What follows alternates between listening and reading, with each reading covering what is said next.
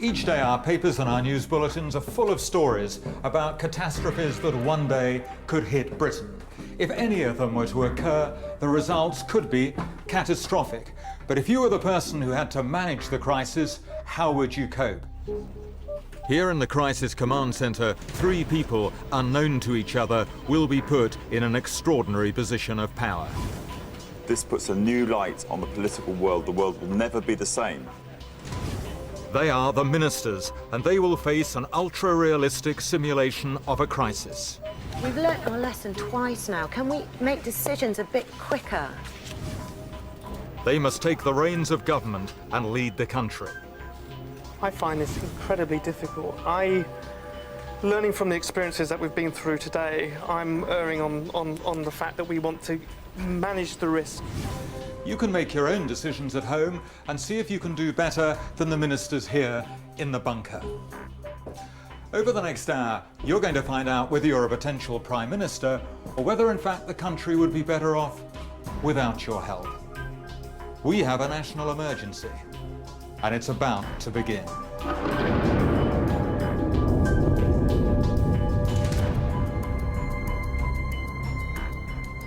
Ministers, you have been called to this Crisis Command Centre because we have a very serious situation on our hands. Just a short time ago, there was an explosion at Waterloo station in London, and I'd like you to take a look at this. Well, there's been a massive explosion at Waterloo station in central London. It happened as hundreds of commuters were making their way through the station. Emergency services are at the scene, and we'll bring you more details as we get them. I don't know what's happened, but somebody was telling me a few minutes ago that there was a group of gas engineers working close by to the station. So we don't know if that's what's caused the explosion, but absolute chaos here. And there are thought to be many casualties.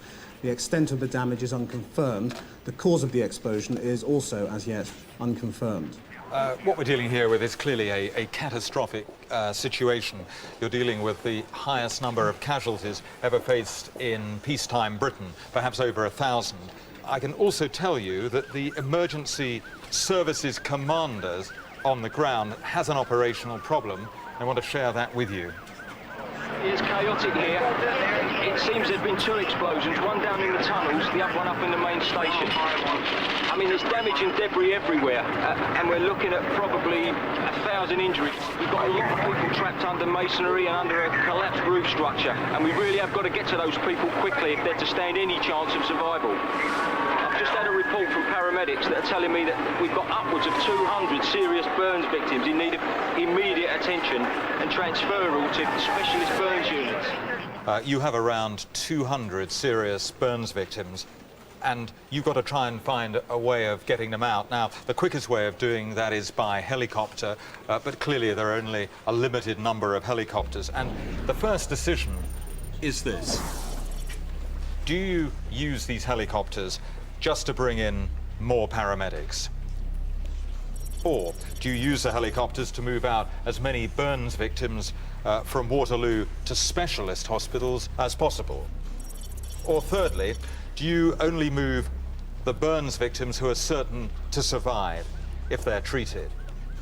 With each dilemma the ministers face, they must choose the correct option as decided by a team of professional crisis managers.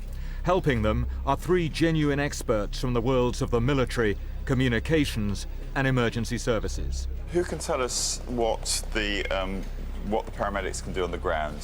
What the situation is, ministers, is that the emergency services on the ground are basically asking for you for a decision that is actually about life and death. People who are so badly burnt that they are unlikely to survive are going to take up so many resources that they are saying we should consider leaving them as they are, so that the facilities can be concentrated on those who are likely to survive. What's the capacity per helicopter? It depends on which ones we put in. For the air ambulance, it's only a couple of casualties. For the search and rescue, we can probably get that up to 4. Once we start getting the medium lift helicopters in, once we get a Chinook there, then we've got some really big capacity. I have to say, from a military point of view, and it seems to me this is casualties on a military battlefield sort of scale, I would have no doubt that you've got to go for the people who are going to survive. What are the implications, though, if we leave people to die? I mean, you know, there's serious repercussions for us making those types of decisions. Minister, I think I can tell you categorically that the tabloids will crucify you for that decision. We've never in peacetime in this country played God with human lives. We've never said we are going, as a government, going to decide who lives and who dies. How good are paramedics on burns? With regards to the burns victims, they can only be treated in a burns unit. They need to be airlifted largely out of London. There are only 5 approximately intensive burns beds in London area. You've got another approximately 82, 83, something like that in England and Wales. And so therefore it's essential that we use the helicopters for these burns victims if you are going to give them the chance to survive. So you're saying there's no advantage to me. You're telling me that there's no advantage in bringing paramedics in because they're not going to do anything. No, I'm not saying that at all, Minister. What I'm saying is that the burns victims, of whom there are approximately 200 to 300, will benefit most from being airlifted out. They are likely to die unless they are airlifted out. Okay. The paramedics will be largely expected to deal with the upwards of 1,000 other casualties. Some life-threatening, or some of those, of course, will be life-threatening, Minister. Yes, but not on the scale of the 200, is your opinion? It's not my opinion, Minister. I'm getting it from people on the ground who are saying that the burns victims, if they are to survive, have to be in specialist burn units. And I would also remind you that the third category, which you seem to have already rejected, is precisely what the emergency services on the ground are asking for. If we're going to move people out, and this is what these guys are telling us, is that we've got to use the helicopters for burns. That's been the clear advice, and not for paramedics. How can you choose 200 people over 1,000 and upwards? Because it's a question of prioritising. You simply move over the people who have the best chance first, and you take the others out second. What about in the interest of the majority? Our objective here is to actually save the most number of lives. If that includes in prioritising, forget your moral stances, let's just actually save the lives. With respect, though, come on, we don't know that the majority of people that we will save will be those who are burns victims. It could be that the majority of people we save could be victims. In that case, we should go for paramedics first. Well, exactly. that's the thing, is that there is a prospect of that. We don't know enough. Yeah, I agree. Let's go for paramedics. Okay, well, listen, I'm going to bring you to a decision, and then I have to pass that on. What do you want to do? We move in the paramedics as soon as possible. And you change your mind now? Yes, You've been persuaded? You change your mind? Paramedics. All right, Ministers, I will pass that on, and your decision will be enacted. According to crisis management experts, moving in paramedics is not the best option. None of the burns victims would be treated. The Ministers should have moved those burns cases with the best chance of survival and not wasted resources on those likely to die. It's an unprecedented step, but with this number of casualties, the health service would not be able to treat everyone. By not directing resources to those with the best life chances, the Ministers have reduced survival rates.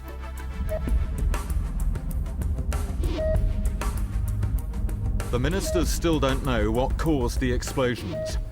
And unexplained problems with the capital's power supply are adding to the chaos in central London. A story just coming in on the wires. The power cuts that have been affecting parts of London have spread to the underground network. Emergency services have confirmed that 4 tube lines are now at a standstill. There are no trains running on the Central, Victoria, Circle and Piccadilly lines. Over 100 trains carrying thousands of passengers are stranded in the tunnels. This is clearly going to bring yet more chaos to central London. We'll bring you more on that as it comes in. But these types of things have happened before. We've had tube lines, you know. But car park could be. Well, of course, car park could be conspiracy as well. Yeah. I think our energy needs still to go to the emergency. Officers on the ground are dealing with this situation in West London as best they can, the emergency services. The basic problem we've got is that gridlock is being spread westward simply because the traffic light system is largely out of action. Also, you've got a multitude of burglar alarms ringing, you've got lifts being stuck, people need rescuing and so on. But it is... Am I going to have to interrupt, Ministers? UK Air Traffic Control want to talk to you directly. We have reports just in about a 767 commercial airliner which is currently in French airspace and heading for London. It departed from Luanda, Angola, with 100 US oil workers on board. It was originally inbound for Aberdeen. The aircraft course has been erratic. I think you should listen to this recording of communications between the pilot and French air traffic control earlier today.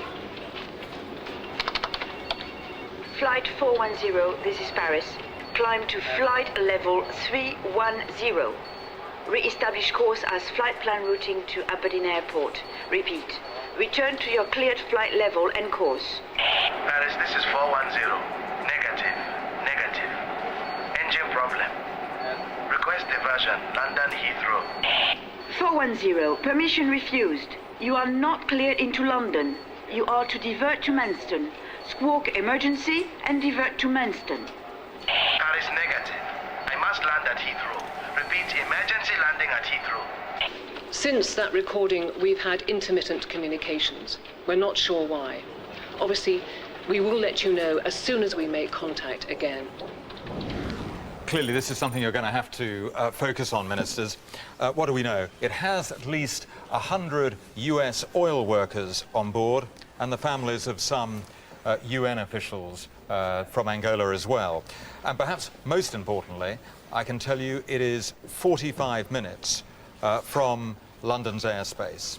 What's so unusual about this? The reason this has been brought to your attention, Ministers, it's purely because of the possible link with the situation that we already have developing at Waterloo. There's nothing to suggest there is, and normally you're quite right, at this stage this kind of incident would be dealt with without ever coming to your attention. I'm really quite concerned that if we have got a terrorist situation going on at the moment, I think you need to be aware of potential hazardous situations in time to be able to take decisions.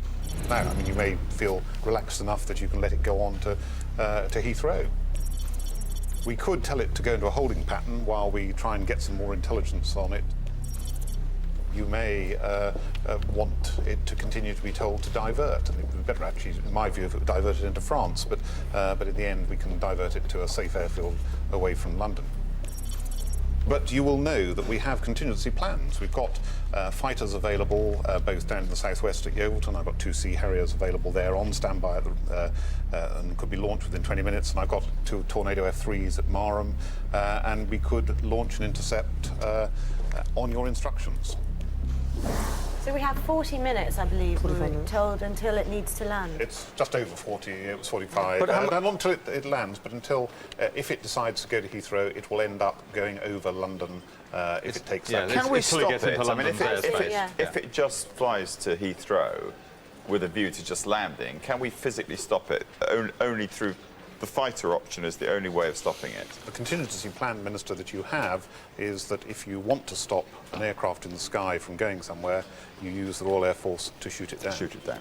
So why don't we tell it that it can't go to Heathrow? Because then, if it starts going to Heathrow, we know we've got a serious problem. Because it's disobeying. In other words, it's got an ulterior motive. Exactly. It wants to go there, Exactly. and that's what we are. So we don't want to agree to thing. We can command the divert. We've got 40 minutes. If it doesn't divert, we're going to know that we've got a problem, and then we can deal with fighters I would later. remind you that I can't guarantee getting the fighters in the air in under 20 minutes, and they then have transit time to get to do an intercept. So 40 minutes isn't as long as it sounds in this. I don't think anyone is suggesting that it's an emergency situation at the moment, and indeed it appears that we have some time where, you know, more information can be obtained from the captain of the aeroplane to ask why they want to land in London. And if we have such time, then we should use it. I mean, the next 10 minutes, that kind of What would you like to do? At this stage, Minister, what do you think? I think I would follow my friend, Simon, and I would... Command divert. Yes, why not? But the only reason why not is that if they are intent on just going straight into Heathrow and dive bombing it, then we haven't got time to get the fighters in the air. That's the reason for going for fighters. Where do you stand on this? I think launching fighters or whatever is a bit of a knee-jerk reaction at this particular stage. I think we should give them the opportunity to land somewhere safely in a contained area where we can manage the situation. So you would like them to divert? Yes.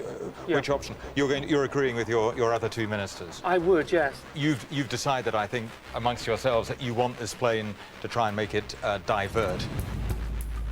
The 767 pilot had already refused a request to divert from French air traffic control, a breach of international aviation law. There was no evidence to suggest he would comply this time. The minister should have launched the fighters immediately, standard practice when a pilot refuses to follow commands. Recently, fighters were sent to intercept an EasyJet flight when communications were lost for a few minutes because a radio was tuned to the wrong frequency. The ministers have failed to prepare for the worst-case scenario. The command to divert has been ignored by the pilot of the 767. We have very little time in which to decide what to do before it enters London airspace. Well, as we've heard, Ministers, it's not obeying your instructions to divert. With only 30 minutes to London airspace and perhaps as much as 20 minutes for me to get the fighters airborne, unless you give me that instruction now, I'm afraid that option will be foreclosed. Let's not mess around on this one. We have to put those in the air, absolutely no question. Otherwise, we don't have any options. We don't have to ask them to fire any buttons, just put them up. Let's do it. We have an option. We don't have to. Now, what will happen? You will then be asked, Minister, for what you would like the aircraft to do when they're in the air, and when they've identified the aircraft, they will be able to, we hope, contact because they're closer. If it's a comms problem, they'll get better communications. They'll be able to have visual communications. Well, let's not pussyfoot around. This is a slam dunk. Are you in agreement as well? I am, because it gives us the option. We can, 10 minutes time to divert, The ministers finally agree to launch RAF fighters with the 767 just 30 minutes outside London airspace. They now face several incidents affecting UK security. Explosions at Waterloo train station, power cuts in West London causing gridlock across the city, and now a commercial airliner heading for the capital and refusing air traffic control instructions. Ministers, there's something else that you need to take into account in this developing crisis. Well, throughout the day, we've been reporting problems caused by the power cuts in West London. We're now getting reports of a break-in at a National Grid substation in Ealing. Now, that's of particular concern to police, as elements of the national infrastructure have long been known to be terrorist targets. Well, detectives say the explosion at Waterloo may be linked to this latest discovery and could be part of a coordinated terrorist attack on Britain. Is there any contingency planning for terrorists attacking power stations? What we're talking about here is an attack on a substation. The local police would really take responsibility for that, if indeed it's happened, but I will get that confirmed. Have we had any intelligence of people planning such attacks? Not that I'm aware of on the military net. I don't know whether the special branch was any. Likewise, from the security services, there's nothing at this stage to indicate, although, of course, it's a possibility. Ministers, I feel you have to take a decision here. Essentially, you've got to take a judgment. Are these events that you're hearing about connected? The explosion at Waterloo, these circumstances surrounding the 767 plane, and now these unexplained problems with the national grid. You do have a number of options here. Do you, as a result of all this you're hearing, order the evacuation of all potential terrorist targets? Do you now inform the people, by all means, that there is a specific threat of terrorist action in London? Thirdly, do you inform high-ranking security officials and those who are in charge of protecting the infrastructure? Do you just inform them? Or fourthly, do you close all roads in a 1-mile radius of all terrorist targets? Informing the public ain't going to do no good. But if we are going to evacuate all terrorist targets, then the public are going to find out anyway. Or if we close roads within a 1-mile radius, they'd know anyway. So what have we got? We've got a disaster that's happened. We've got a disaster that's happened at Waterloo. We've got an incoming plane, and my instinct is that that is a terrorist threat. What's our view on the link? I'm very uncomfortable, Minister, I have to say. Is your instinct a link? Well, we've had we've got an airliner that is ignoring all air traffic instructions. And it's coincidence it's happened on the same day that we have a thing. On this day. So that gives you very little time if it turns out the airliner is not full of good intent. I mean, I would evacuate everybody that you can as soon as possible. How often does that happen, that an airline will pay no attention whatsoever to the Well, it ground had comms control? problems, or said it had comms problems, but it does appear to have communications when it wants to. Well, yes. And, if you're a civil airliner and you go off flight plan, this is highly dangerous, and it doesn't happen in the way that I see this happening. Well, Minister, a moment ago you asked, Minister, what have we got? Well, what we have got is thousands and thousands of sitting ducks in every high-rise building in this city. Yeah. And if you keep this information from them, it's only a possible terrorist attack at the moment. Most people are going to die. What is the actual result of evacuation? How many target buildings are there? This is the whole problem with evacuation, Ministers.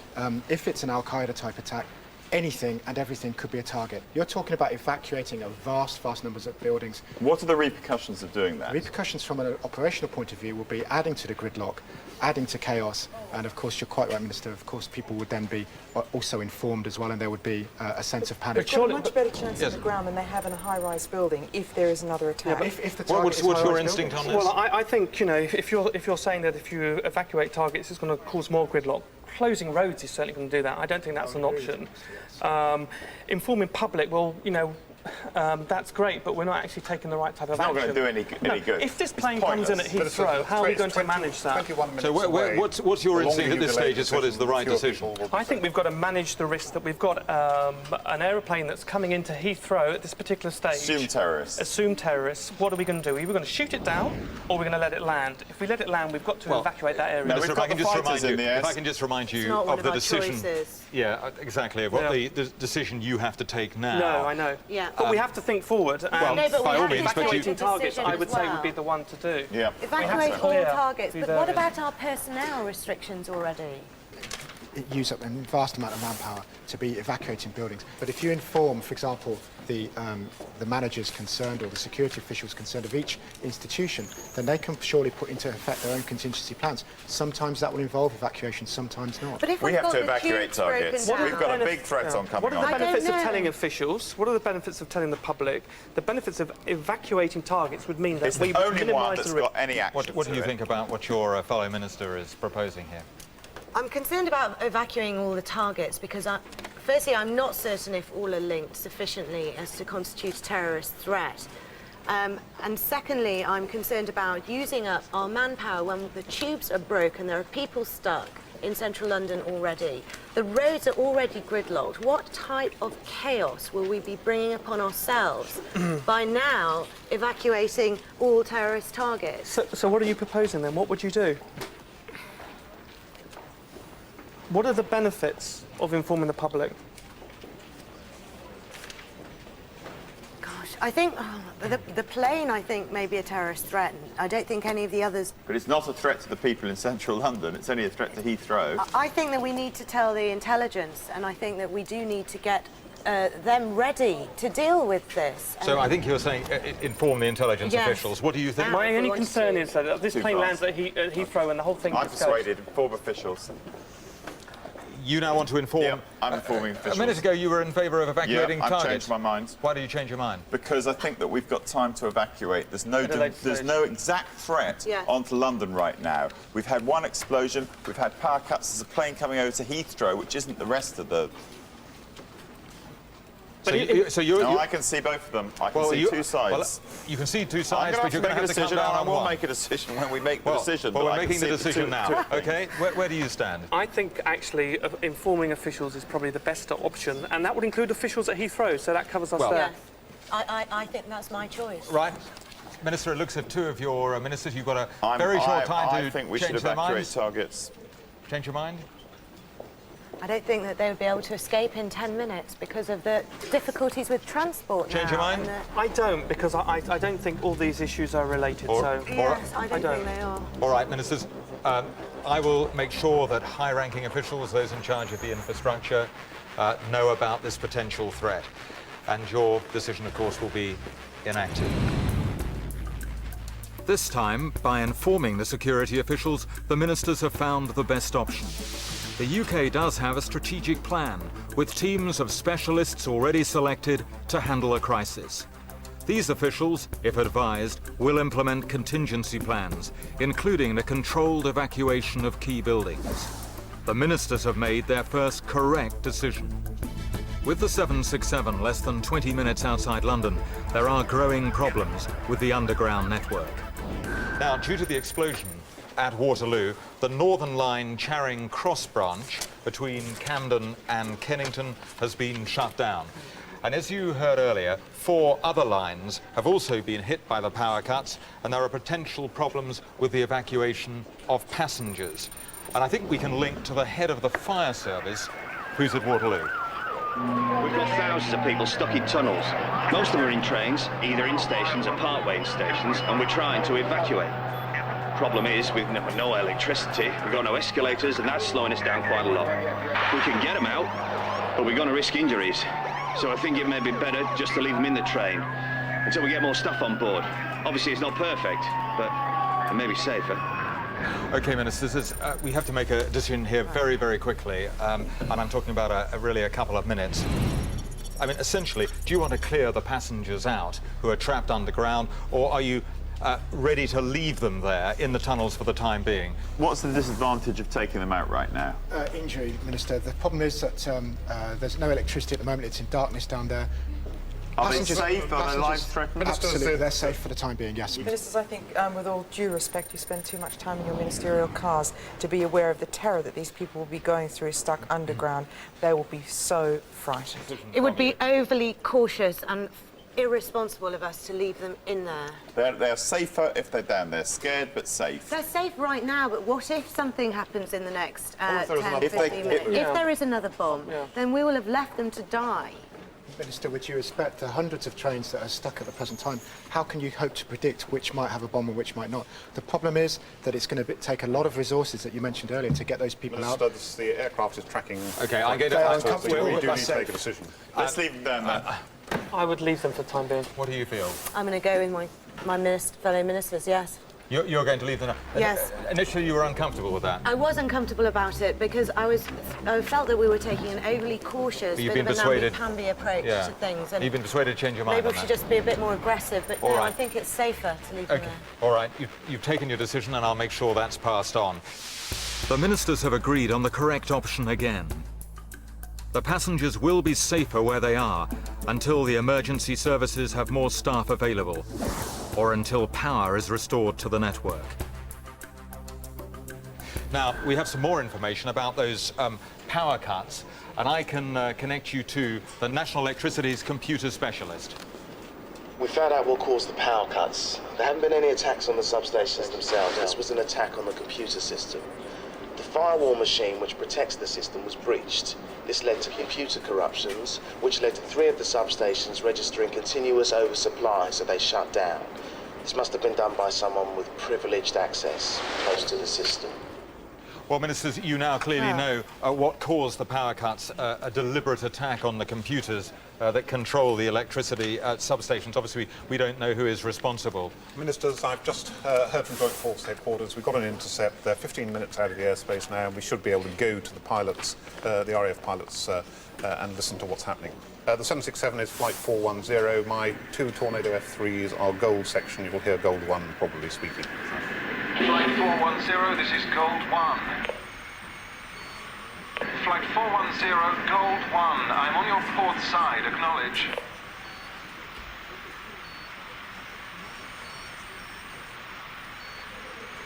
Flight 410, this is Gold 1.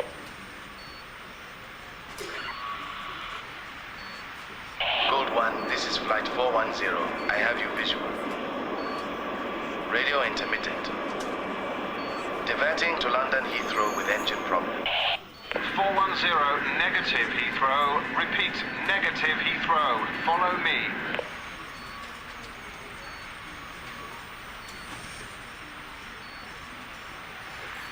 Gold 1, say again, I did not copy. Flight 410, this is Gold 1, acknowledge.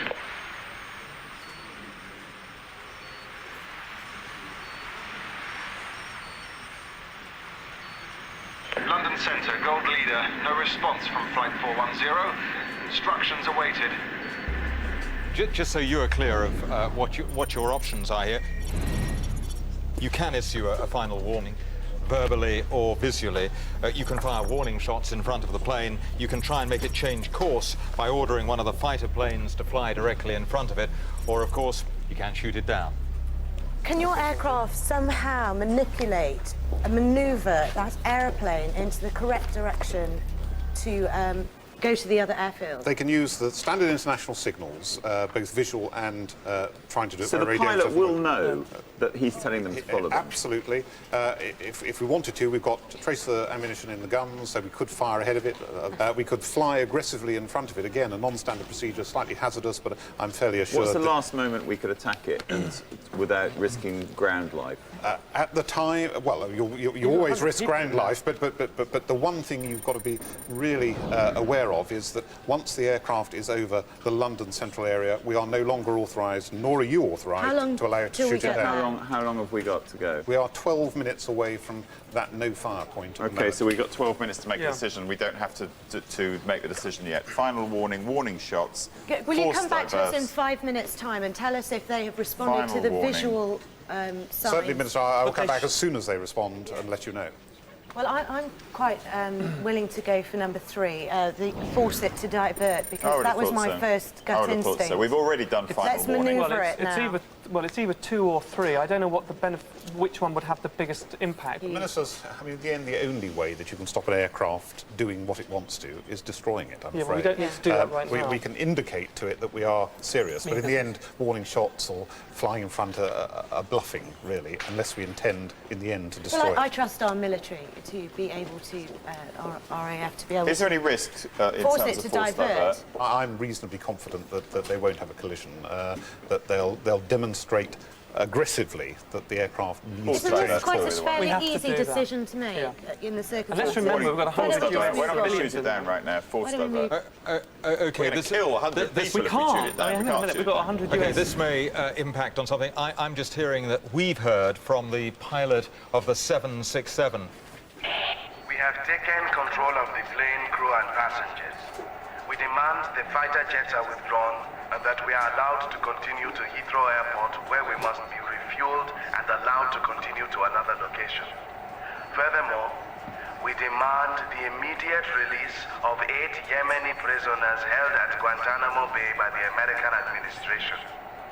When this is done, all 183 passengers will be released. So we have an immediate decision that arises from that, and you can well understand this. Do you want to accept the hijackers' demands and agree for the RAF fighter planes to back off? Do you want to negotiate with them and tell them to divert to Stansted, which is the airport that normally handles these kinds of emergencies? Or do you want to reject their demands outright? What we've just heard does correlate with some vague intelligence that came about a month ago that, with regards to the terrorist suspects who are in Guantanamo Bay from the Yemen, who do actually exist, as a result of intelligence we've learned, there's a plot at some stage somewhere in the world to take hostages to guarantee their release. It may therefore be actually this occasion. So this is a conversation with pilots. We now know that this is a hostage situation, more likely than a suicide. Yeah, Minister, are you taking the word of the pilot, who we already know has taken over an aircraft? I mean, I don't think it changes the situation, except it's confirmed our worst fears. This is a civil airliner controlled by a group that may be terrorists, and we're 9 minutes away from London airspace. We have no assurance about where it's going to go. It seems to me you've got to reject their demands, and we need to start looking at how we're going to position ourselves to shoot it down. We also have on board 100 US citizens, and we have women and children on that plane. Innocent women and children. I mean, I think we go for negotiation. Who would be in charge of negotiating? The police would take control, hopefully at Stansted, Minister. That's where the hostage situation we would want to force them or shoot. Can we shoot the warning shots to get them? You've tried to force them. They haven't changed direction. We've been exchanging signals with the aircraft next to them. We've had air traffic control trying to get them to change course. They are ignoring all instructions. They are under the control of a terrorist group.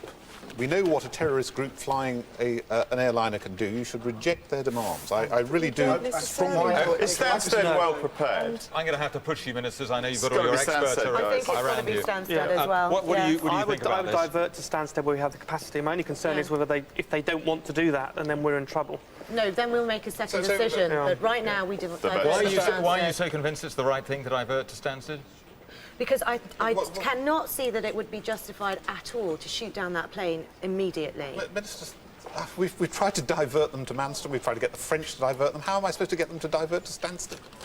Because we've got an option later to deal with that situation. We can't go kill 100 people. No, we manage it. If it goes to Heathrow, we have to manage it then. They are expressing a willingness to have their demands met.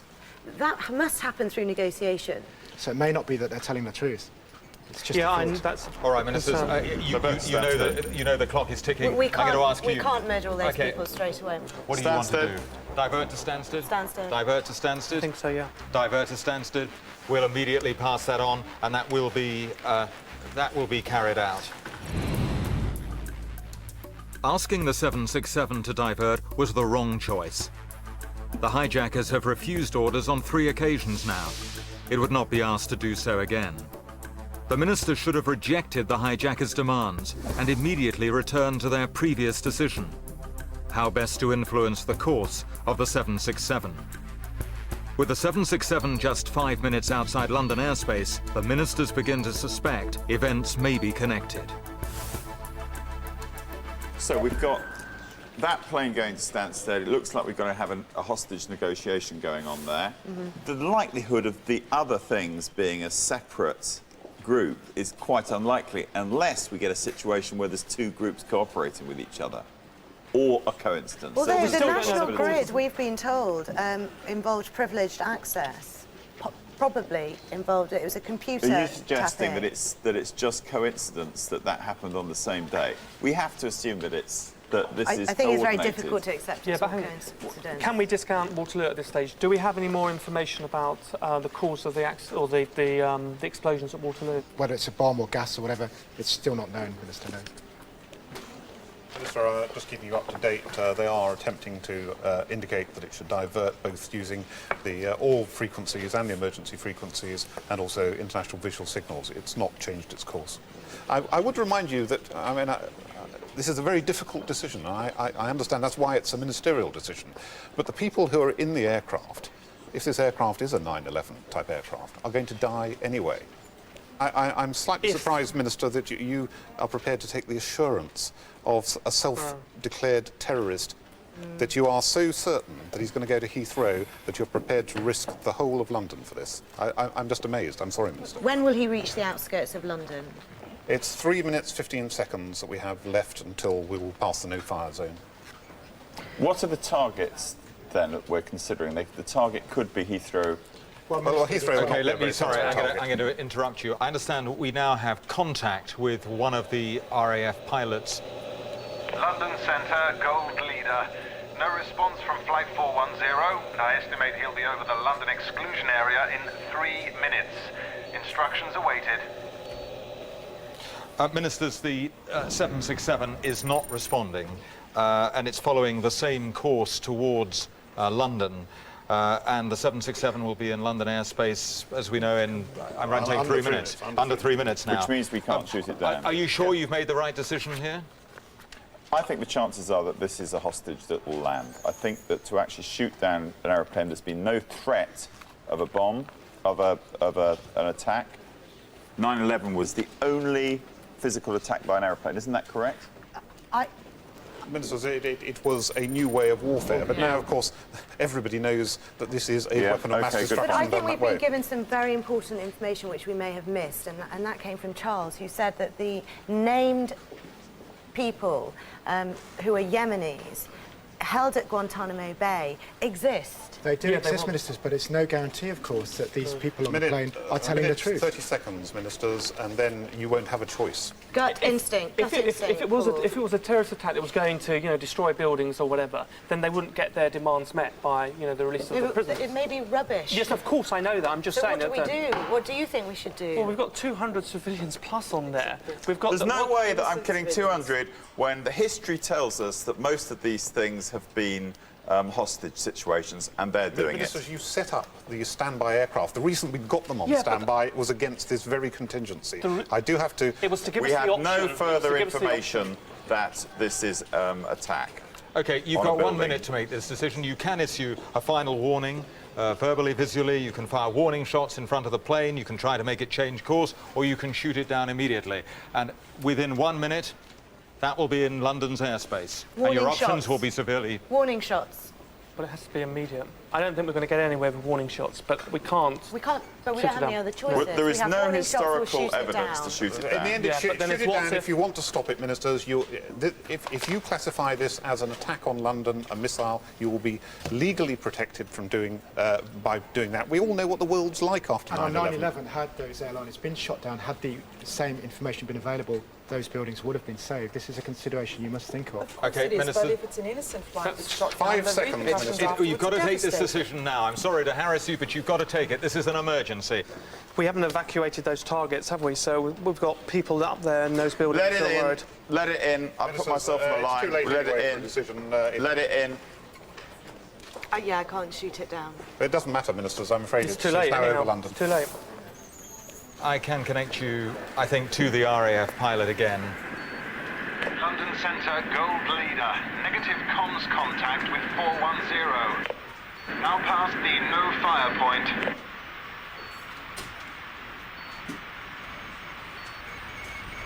Following in line astern. 410 has increased rate of descent and speed. We are through flight level 200.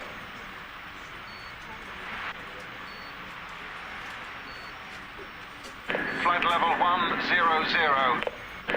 He seems to be following the Thames. 5,000 feet. 3.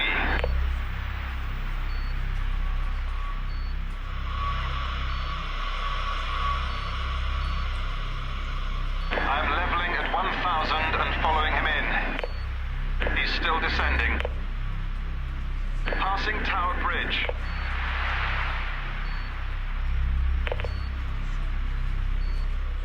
Contact London Eye. Jesus. Flight 410 has hit Parliament. Gold section is climbing to flight level 50, orbiting left and awaiting instructions. Let it in, eh? God.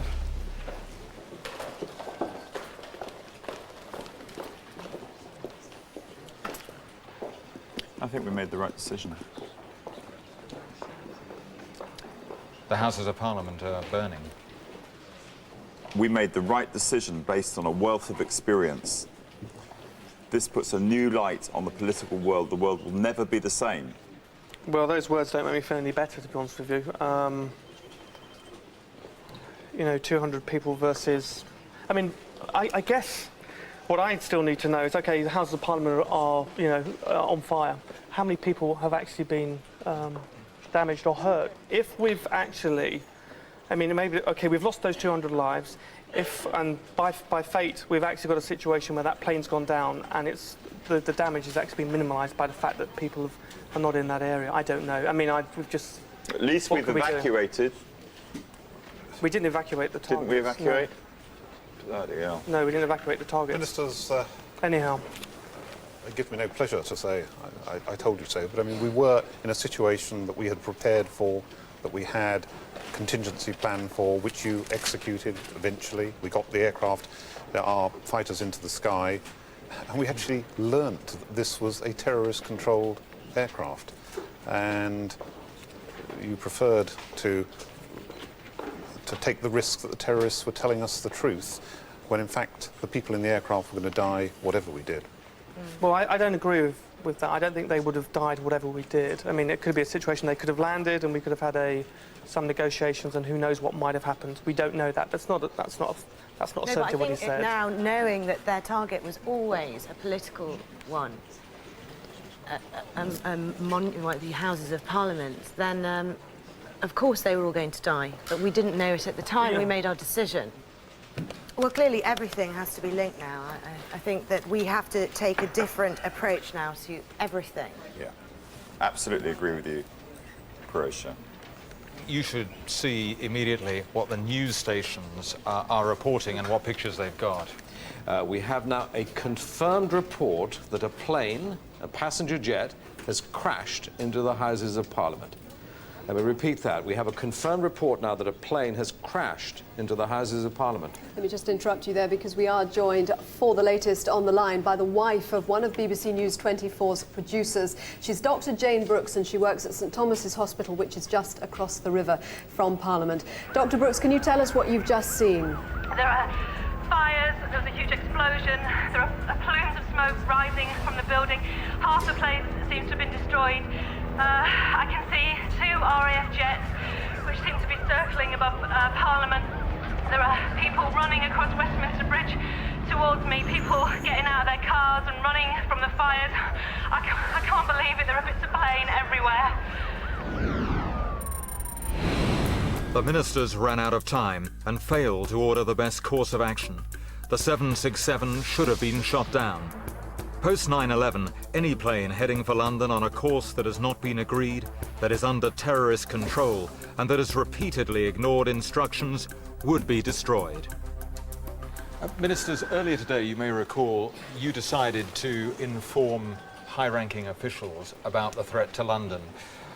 This wasn't an altogether bad move because it's possible that some of the people in the Houses of Parliament might have got out, been partially evacuated.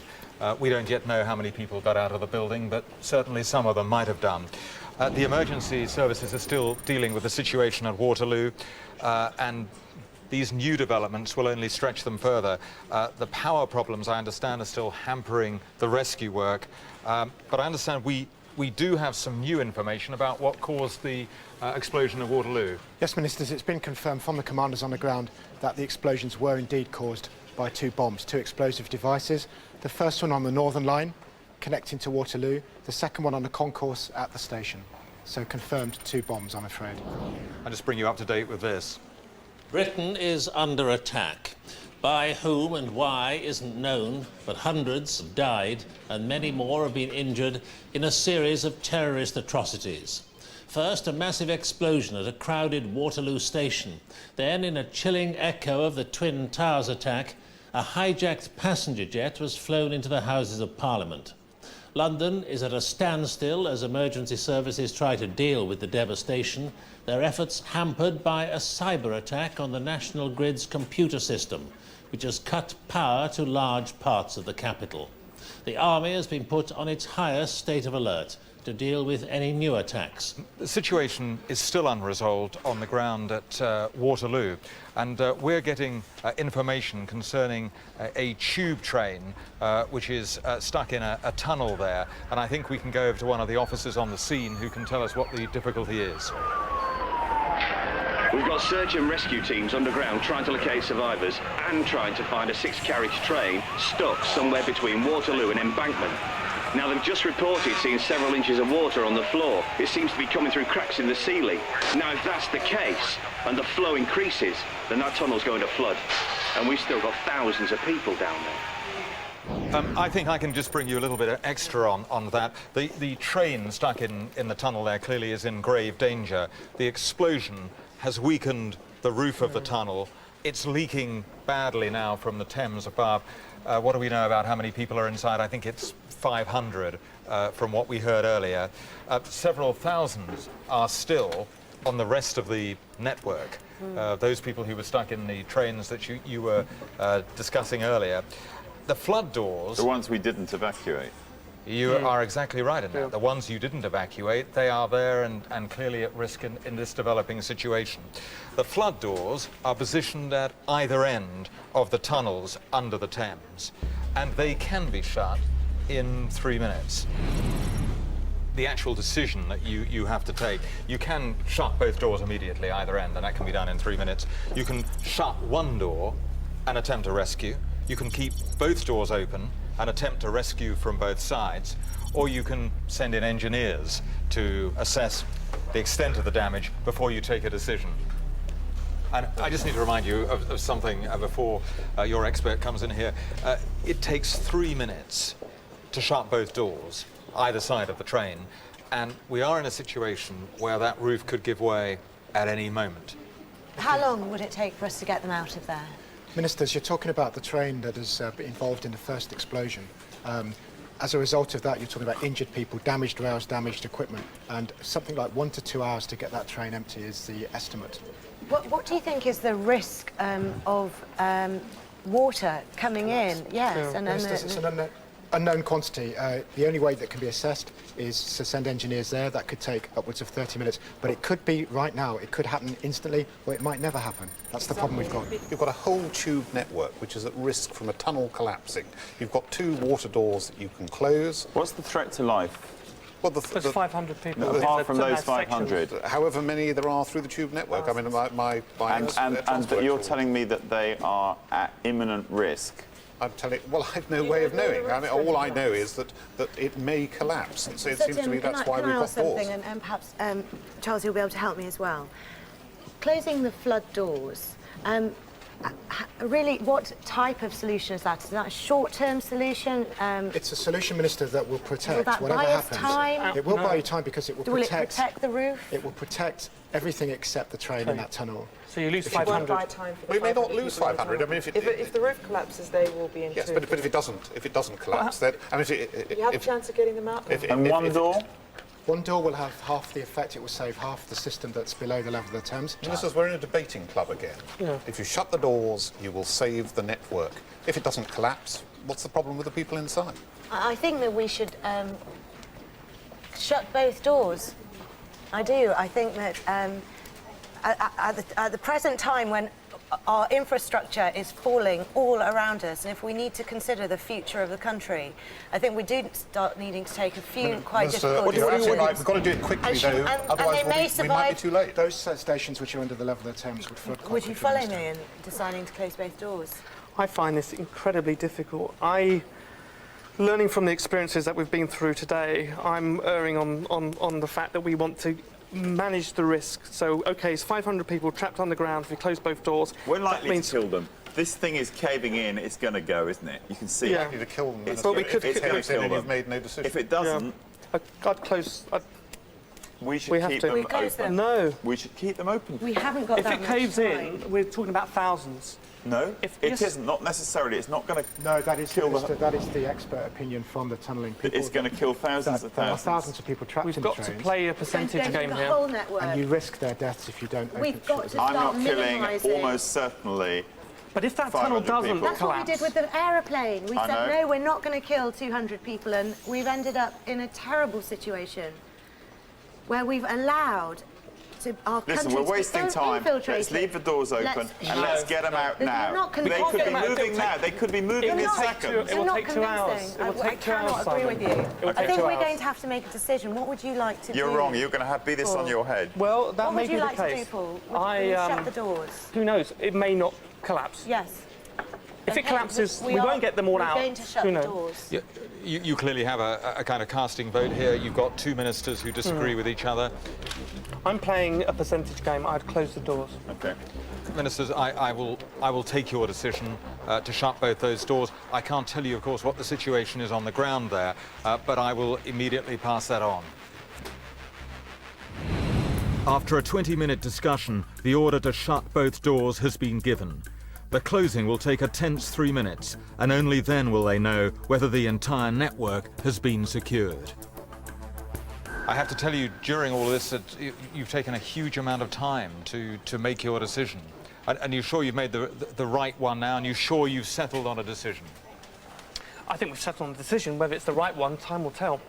From the advice that we've been told, that if the casualties, if the tunnel collapsed, it would make no difference whether it was on one side or the other.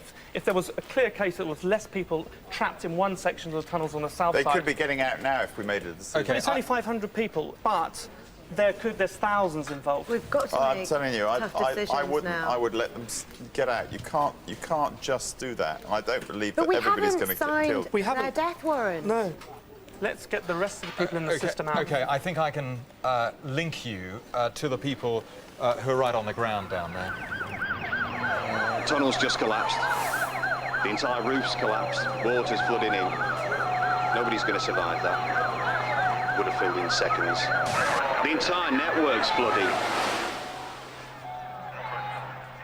We've learnt our lesson twice now. Can we make decisions a bit quicker?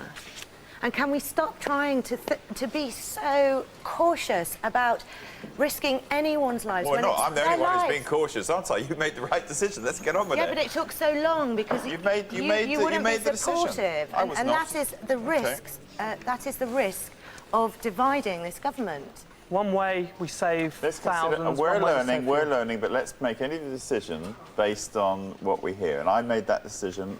Clearly, I was wrong in that circumstance. Fortunately, you two made the right one. Well, it wasn't too late. Oh, okay. We're learning. The thing we just learned is let's move fast on decisions. They weren't able to close those doors in time, and the entire rail network has flooded.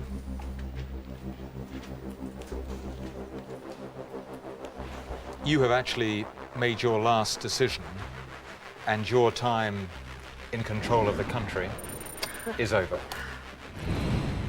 The order to close both doors came just too late. Over the last 3 hours, the ministers have taken 7 decisions. They chose the correct option on 2 occasions, but they got it wrong 5 times. The most critical decisions led to the devastation of the seat of government and the flooding of the entire underground rail network. These events would have led to the loss of thousands of lives and cost the UK economy an estimated £52 billion. Well, let's talk to your police expert. How did you assess the decision that was taken in relation to the trapped train and the underground network? It's very difficult, of course. It's a horrendously difficult decision. Life and death, you're playing God with many hundreds of lives. But those flood doors are there for a purpose. And of course, they were designed with exactly this kind of contingency in mind. And I think, you know, 2 people realised that quite quickly. But then you had your doubts, and then there was the problem coming to a team decision, as ever. You had information that the tunnel was seriously compromised, its integrity was compromised. You knew you had to act quickly, and yet, for some reason, you didn't. Now, earlier in this crisis, of course, a plane flew into the Houses of Parliament. You had a military expert. How did you assess the decisions that were taken that led to that tragedy? You were right to wonder about the nature of the threat, but we had 45 minutes, quite a long time to wonder about it as it got closer and closer. But as always, events continue as long as you continue discussing them. So we had that 45 minutes where the pilots took no notice of all the instructions, all the things we did. And then we had the confirmatory evidence that it was under the control of terrorists. And we had a flight of aircraft who were put in place exactly for the purpose of stopping that. And you allowed the clock to escape, and as a result, we had the disaster which we shouldn't have had. Ministers, over the past 3 hours, you had to deal with a catastrophic sequence of events. You were faced with a coordinated terrorist attack on Britain's transport network. Your decisions led to a plane crashing into the Houses of Parliament and the flooding of the entire underground network. You could have prevented them both. Let's hope that no one ever has to take the kind of decisions that you took today. And now you are free to leave the bunker. After today's experience, I probably would not like to be a politician. I wouldn't like to be a politician. I thought about whether I'd make a good politician. I don't think I was capable of making that unpopular decision. I definitely today felt very compromised. I'm very truthful, you know, I'd say what I think. I think I possibly may have done better on my own. I think I've got some of the ability that I can sit and be myself and talk to people. Politicians need to have that slight difference in character that obviously I don't exhibit. I still toy in my mind with being a politician, but whether I will, only history will show.